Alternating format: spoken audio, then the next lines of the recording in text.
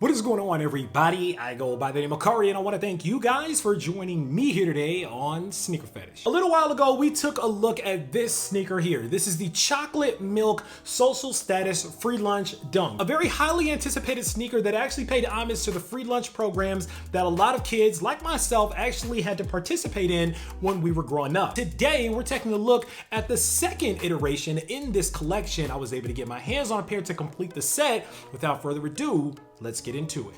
Boom. And there it is, ladies and gentlemen. This is the Nike and Social Status Free Lunch Dunk Strawberry Milk. Very, very nice. This sneaker actually was the favorite for a lot of people when it came to this collection for free lunch. Except for me, honestly. I actually tend to like kind of the darker, more kind of earth tones a little bit better. So the chocolate milk was always something that I liked a little bit more. Plus, I'm just a bigger fan of chocolate milk than I am of strawberry milk, period. But a lot of people really enjoyed the strawberry milk a little bit more. So there are some differences here. While on the surface, it may seem like these are pretty much the same sneaker with a couple of differences, there's actually a few more differences between these two sneakers than you may realize. So let's dive into the shoe, and then I got a couple of things that I need to say. All right, starting with the upper here. Now, the first thing, of course, we want to reiterate is the fact that this is not a dunk mid by definition. James Whitner actually said in an interview that this is a custom cut of the Nike Dunk that Nike did specifically for this collaboration with Social Status. That being said, it resonated with some people. It didn't resonate with other people. You either like it or you didn't like it. Sound out below. Let me know if you guys still kind of like this dunk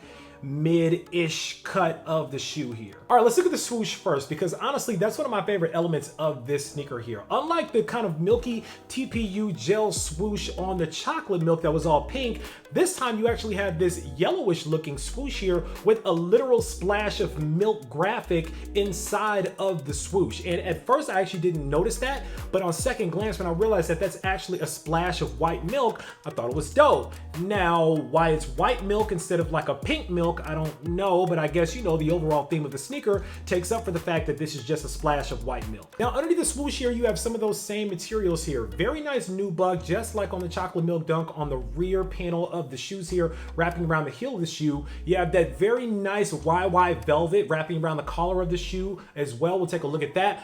But right underneath the swoosh here in the quarter panels and on the toe box, different material than on the chocolate milk dunks. Here, you actually have that nubuck material, whereas on the chocolate milk dunk, you have the velvet. Here's a better look for a quick comparison between the two sneakers here. Now, personally, I like the velvet element on the shoe here, but you guys can see for the quarter panels and wrapping around the toe box, they actually kind of mix and matched the materials here. So you have velvet over here on the chocolate milk in the toe box, and on the quarter panel, you have the nubuck on the quarter panel and the toe box of the strawberry milk with the YY velvet in pink wrapping around the toe box. Now, you also have that pink velvet going down the eyelets of the shoe as well. You also have round poly laces on this shoe as well, but man, what a pretty color on the extra laces of this sneaker as well. I mean, this orange creamsicle that kind of matches the orange on the swoosh, beautiful color here. I mean, I'd be tempted if these were round poly laces. No question, no contest, I'd be swapping these out. The fact that these are the regular flat laces, I still kind of like the poly laces a little bit better just for their shape and for their texture. But man, this is a pretty color on some laces. These are really nice. Taking the top down, look at the shoe here. Very similar to the chocolate milk dunk, except an element I do want to make sure that I point out is that on the tongue of the chocolate milk, it is that YY velvet. On the tongue of the strawberry milk, this kind of reddish pinkish tongue here, it is also nubuck. On top of that, the ticket is different on the strawberry milk as well. This time it's red, whereas it was green on the chocolate milk. One represents a free lunch ticket. The other one represents a reduced price ticket. So for those of you guys who may not know or maybe didn't grow up with it, free lunch wasn't just free lunch. You could get reduced price lunch as well, which of course came with a different color ticket for you to collect your lunch. So you could be a free lunch kid, you could be a reduced price lunch kid, or you could pay the full price. Moving around to the heel of the shoe here, as I mentioned, that YY velvet overlaid this really nice cut of the shoe. Again, I'm a fan of the cut. Now on top of that, I really like the color element inside of the sneaker as well, in the sock liner and in the inner lining of the shoe. Microbial inner lining, but this really nice greenish kind of turquoise color here.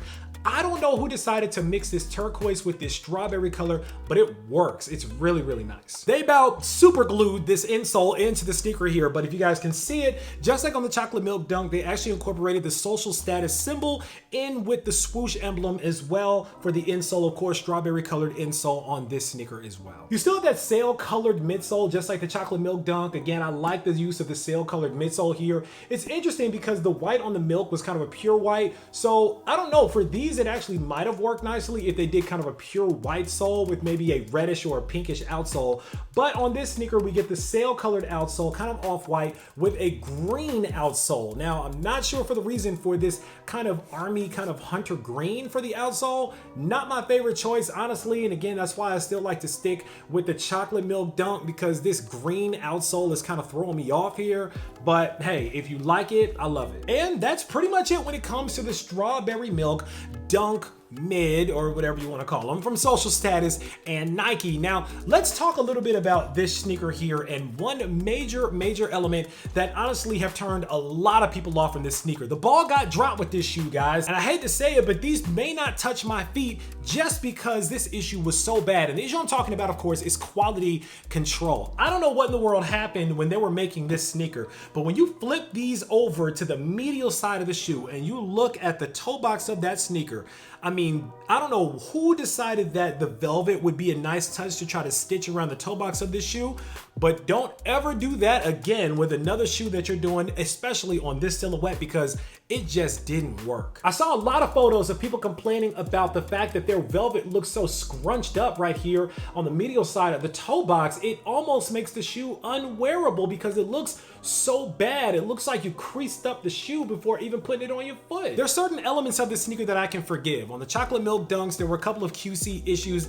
and I get it when you're dealing with delicate materials. If there's a little spot or smudge, it may stay on the toe box or on the velvet a little bit longer than if it were a regular leather. But this right here, this is bad. I mean, look at it. It's so scrunched up that you can actually see some dye kind of poking up from outside of the midsole. I mean, this is not good. And the rest of the toe box actually looks pretty okay. I just don't understand what in the world happened when they got around to this side of it. But if you can get past the QC issues, this is actually a solid sneaker to have in your collection. Personally, I think this is a great use of what they call trade bait, a sneaker that you could put up that maybe somebody else wants that could get you a little bit closer to a different shoe that you've been wanting lately. Maybe there's another dunk you've been wanting. Maybe there's something else that you've been wanting, but I'll be honest with you guys, these have actually been on foot already. I wore these when I went down to Atlanta not that long ago for SneakerCon weekend, but these, again, I don't know if these are going to be seeing my feet, because obviously they did a much better job with the nubuck on the toe box than they did with this suede or this velvet on this toe box. Oh my gosh. Now that brings me to a final point that I want to make about not just the shoe, but about James Whitner, the man that's behind the brand,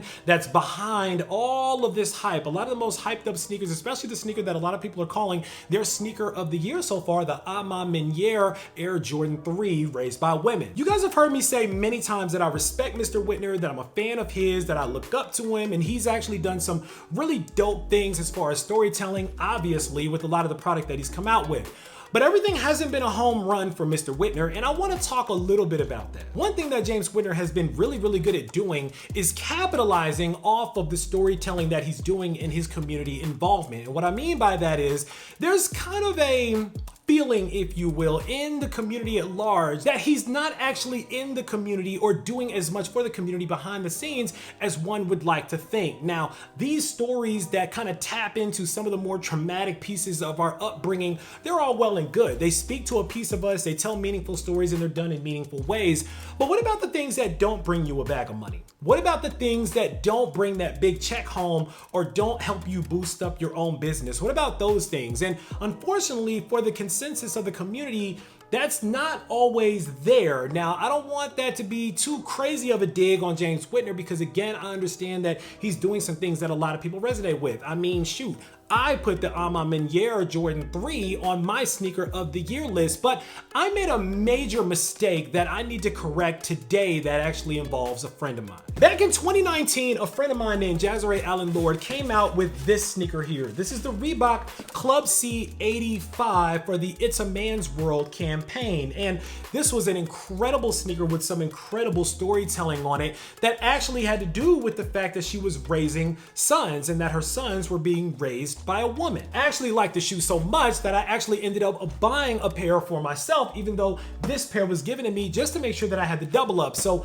this pair is actually my worn pair that I've worn multiple times. One of my favorite design elements of this sneaker was the fact that she put her children and her family and some of her closest friends on the insole of the shoe, and then penned a very personal letter on the other insole of the shoe as well, letting us know that a woman that really got it out of the mud could do some incredible things and make some incredible sneakers. She even put the word blessed in the Reebok window on the lateral side of the left shoe here, which again was one of my favorite design elements, her being able to kind of remix that design element of a classic sneaker. Now, for 2019, I made the mistake of calling the hand wash cold Air Force One my sneaker of the year. But I thought about that. Why exactly was that my sneaker of the year? Was it because the materials were good? And not to mention that it was a very dope sneaker, but did it really speak to the story that actually was very meaningful for that year? Was it the most meaningful sneaker in terms not just of the hype or the materials, but actually of the storytelling as well? And